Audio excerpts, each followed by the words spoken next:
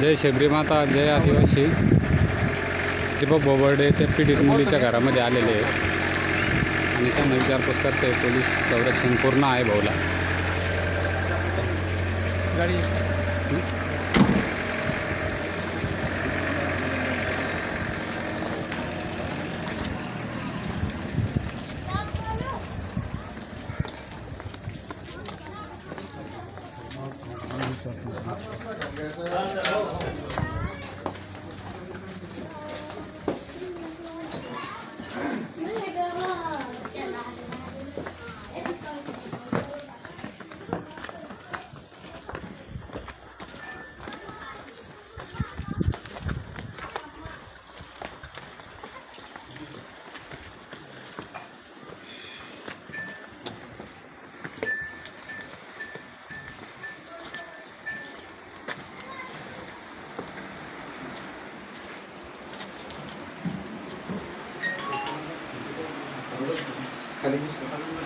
खाली बसून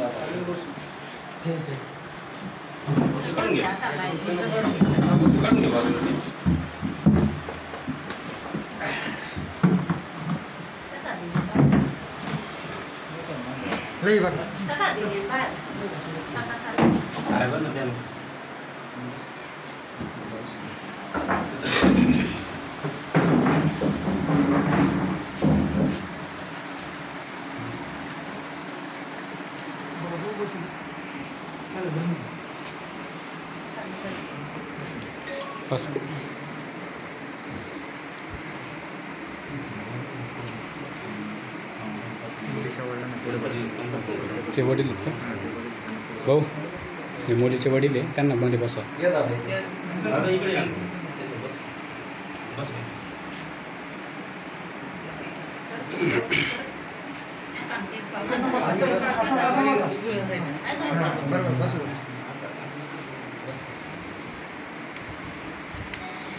तर मी आज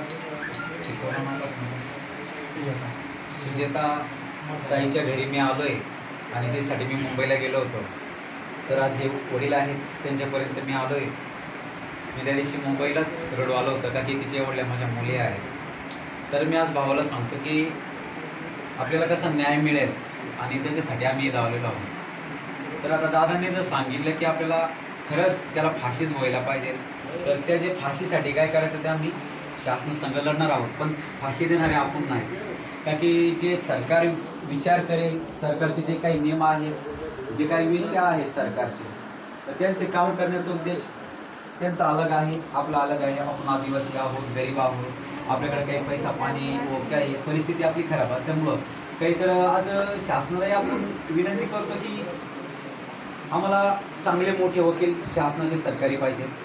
आणि आज मी भाऊंच्या घरी आलो की या किशोर वॉटर जो आहे याच्यावर सरकारी नियमाप्रमाणे CID इन्क्वायरी झाल्या पाहिजे. आणि ह्या घराला आज एक आमच्या घरातली एक मुलगी गेलेली आहे. तर हे महाराष्ट्रातल्या आदिवासी समाजाच्या ज्या मुली आहेत आमच्या, आज ह्या असं वाटतं की या सुरक्षित नाही आहे. तर शासनाने खूप असा कडक कायदा करावा आणि त्याच्याने कसं होईल की आज आमच्या ज्या आदिवासी समाजाच्या ज्या मुली आहेत त्याच्यासाठी आम्ही महाराष्ट्रातले सर्व आदिवासी बांधव पहिले तर झोपलेलाच होतो आम्ही, पण आता जागे झालेलो होतो, आम्हाला माहिती आहे. तर आज मी माझ्या भावाला विचारतो, तुझी मुलगी कुठून, माझी मुलगी कुठून?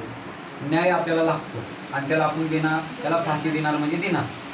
तर आज भाऊला विचारतो की तुम्हाला का म्हणणं असं की का झाल्या पाहिजे ते भाड्याला, त्याला फाशी द्या. तर भाऊना इच्छा असं त्याला फाशी द्यावा, मग माझ्या बहिणीसाठी दिल्लीला जाईल, मोदीला भेटव. आणि काही विषय असं की आपल्याला ही वरून का थोडा दबाव तर दाखवला की शासन की कुठंतरी आपल्याला न्याय मिळाला पाहिजे. आज खूप धावपळ करणार, तुम्ही घर परिवार येऊसपर्यंत मला PIनं 2 दिवस मला खूप त्रास देणार, त्यामुळं मला तुम्हाला क्षमा मागं मी लेट होईना, आमर उपोषण करणं मी हे पोरण्यासाठी. तेव्हा मला आज परमिशन दिलं. मला कुठलाही काही करून नसणार, फक्त तुम्हाला भेटवणे असणार. त्याचं की आज ती मुलं ती पोरणी म्हणजे 2 मुली असतात, का की ह्या आदिवासीमुळे आपल्या आदिवासी समाजामुळे परत कधी असे मुलींवर अन्याय ना झाला पाहिजे आणि त्यांच्यासाठी आपण लढत आणि त्यांच्यासाठी आपण त्या काही गोष्टी आपल्याला करून असतात. तर माझे फक्त विचारून येण्यासाठी म्हणाल की तुम्ही जर उद्या आख्या की आम्हाला नाही लढायचं व नाही काही गोष्टी करायचं तर मग आम्ही माघारी घेणार असतो. पण आज जर तुम्ही विचार असेल तर आम्ही पूर्ण शबरी माता संस्थेने वतीने आम्ही तुम्हाला जेवढा होईल आम्ही सर्व करू आणि कसा आपल्याला न्याय मिळणार त्यासाठी आपण करणार असतो.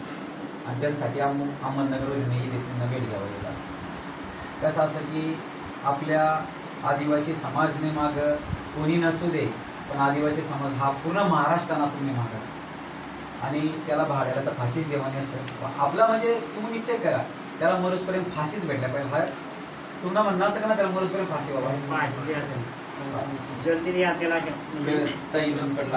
ताईला विचारा तुम्हाला का म्हणणं असं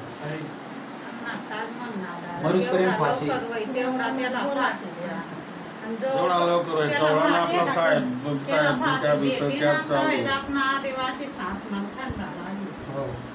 ते इकडे लावा. तर लवकरच मी ताईसाठी दिल्लीला जाईल आणि आपल्याला 1 दिवसासाठी महाराष्ट्र बंद करायचा आहे. पूर्ण आदिवासी समाजने त्याच्या गावातून रोडवर यायचं आहे बसायचं आहे आणि आपल्याला जेव्हा किशोर वॉर्डरला फाशी होत नाही आपल्यालाही सरकारला कळू दे की पटकन ते फाशी निर्णय घेतील. त्याच्यासाठी मी नरेंद्र मोदी यांना जाऊन निवेदन देऊन त्यांच्या संघ जर माझे झालेच कॉन्टॅक्ट तर मी त्यांच्या संघ करून घेतो आणि आपल्या या ताईसाठी 1 दिवस आपल्याला महाराष्ट्र बंद करायचा. जय आदिवासी.